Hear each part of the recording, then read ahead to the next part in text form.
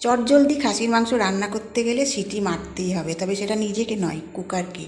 কুকারের মধ্যে দিয়ে দিলাম 1 কেজি খাসির মাংস, লবণ, হলুদ আর জল দিয়ে ভালো করে নাড়িয়ে চাড়িয়ে ঢাকনা চাপা দিয়ে গুনে গুনে 8টা সিটি দিয়ে সাইড করে রেখে দেবো স্টিমটা বসানোর জন্য। কড়াইয়ে সর্ষের তেল দিয়ে তেল গরম হয়ে গেলে লবণ হলুদ দিয়ে কেটে রাখা বড় বড় সাইজের আলুগুলো ভালো করে নেড়েচেড়ে ভাজা করে তুলে নিলাম।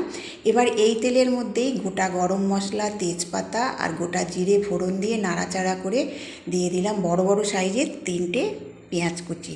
পেঁয়াজটা ভাজা হয়ে গেলে এর মধ্যে দিয়ে দিলাম সেদ্ধ করা মাংস, 2টো টমেটো কুচি, আদা রসুনের পেস্ট, ধনে পাউডার, লঙ্কা পাউডার, 1/2 চামচ গরম মশলা পাউডার, 1/2 চামচ হলুদ পাউডার আর পরিমাণ মতো লবণ। যেহেতু মাংসে আর আলুতে লবণ আছে, ওই জন্য হাত রেখে লবণটা দিলাম। কষানোর জন্য ঢাকা দিলাম। দেখো বেশ জল ছেড়ে দিয়েছে।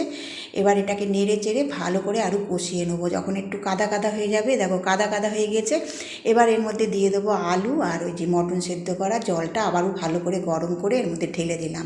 এটাকে নাড়াচাড়া করে মশলাটাকে ভালো করে মিশিয়ে আবারও ঢাকনা চাপা দিয়ে ঘড়ি ধরে 30 মিনিট ফুটতে দিয়েছি। দেখো ফোটার পর মাংসটায় দেখো নরম তুলতুল করছে।